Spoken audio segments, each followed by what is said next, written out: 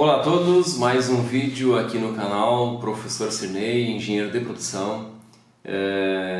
E agora nessa maratona sobre o sistema Toyota de produção, a gente vai trazendo vários temas, vários assuntos que fazem parte dessa história da evolução do sistema Toyota, mais especificamente na figura de Taiichi Ohno. Hoje nós vamos falar só sobre Poka-yoke nesse vídeo aqui, e apresentar para vocês alguns exemplos de Poka-yoke e também, ao mesmo tempo, fazer algumas correlações com calibradores e dispositivos. Tá? Nessa expressão Poka-yoke, nós precisamos ter clareza de uma questão principal, né? Que aqui nós estamos falando de dispositivo à prova de erro, ou então é o chamado passa-não passa. Quando nós temos um sistema Poka-yoke, nós temos um sistema passa-não passa, é a mesma coisa. É muito diferente de calibrador, né? Calibrador ou dispositivo de verificação é muito diferente, né? O que nós temos num calibrador, por exemplo, é a verificação de algumas medidas, né? E isso quer dizer que ele pode passar ou pode não passar, né? Ele pode ser algo que passe mesmo que a medida se ela for menor, né? Agora ele vai só fazer ou passa ou só não passa, né? Diferente do Poka-yoke, que ele é o passa não passa. Então ele vai sempre ter uma posição correta de colocar o dispositivo Poka-yoke, o dispositivo à prova de erro, né? Ele vai ter uma única posição de ser colocado onde você quer colocar, se é uma furação, se é uma espessura, se é um furo alongado ou qualquer outra medição que tu vai querer fazer, né? E ele precisa ter um não passa. Então quer dizer, se eu tenho uma medida, por exemplo, de 20 milímetros e eu tenho uma tolerância de mais 1, menos 1, mais ou menos 1, quer dizer que aquela medida de 20 nominal, ela pode estar até 21 ou estar com 19. Então o meu dispositivo passa ou não passa, o meu Poka-yoke, ele precisa ter uma parte que ele vai ser introduzido nessa furação de 20 milímetros e ele vai passar, só que ele tem que ter uma outra medida nesse mesmo Poka-yoke para não passar. Ou seja, ele tem que ser um passa ou não passa. Isso quer dizer o quê? Se ele tiver entre 19 e 21, ele vai passar. Agora, se eu colocar maior que 21, ele não vai passar. Então, vamos pegar um furo, por exemplo, um furo de 20. Né? O Poka-yoke ele tem que ser no máximo de 21. Então, eu vou utilizar de 21. Quando ele tiver um diâmetro de 22, na outra extremidade, um pino, por exemplo, ele não pode passar. Porque se ele passar, quer dizer que o furo está fora.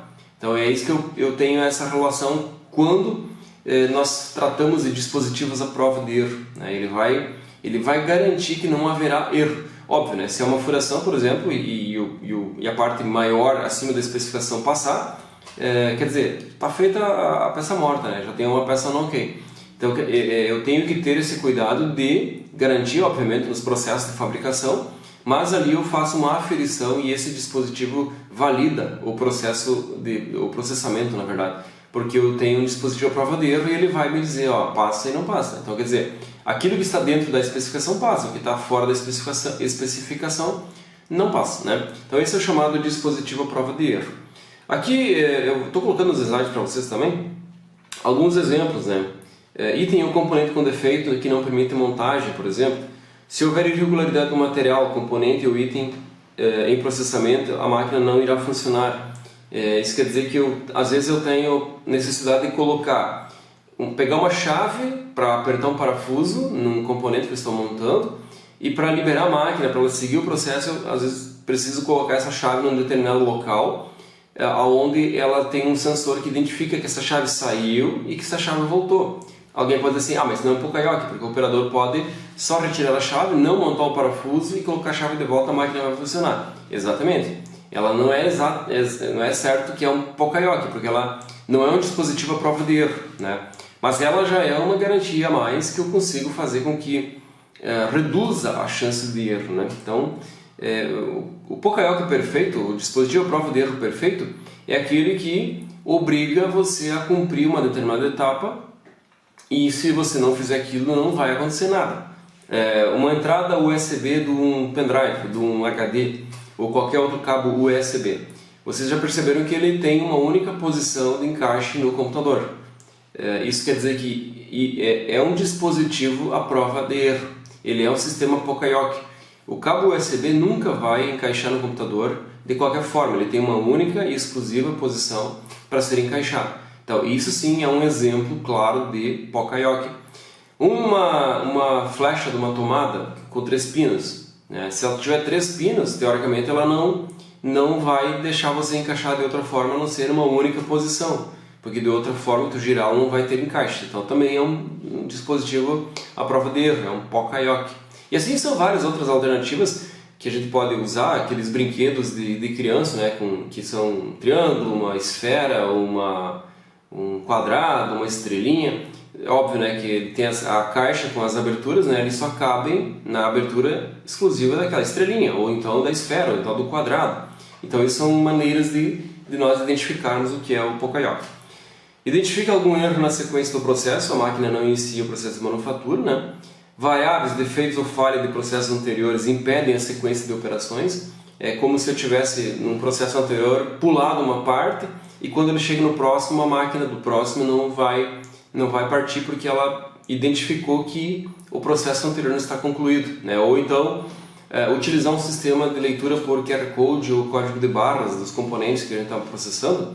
Também, se eu não fizer check-in e check-out lá naquele código de barra mostrando que o processamento foi concluído ou no QR Code, eu não consigo prosseguir na próxima estação. E eu só consigo fazer check-in e check-out quando a máquina leu e entendeu que as, sei lá, 3, 4, 5 atividades daquele processo foram executadas.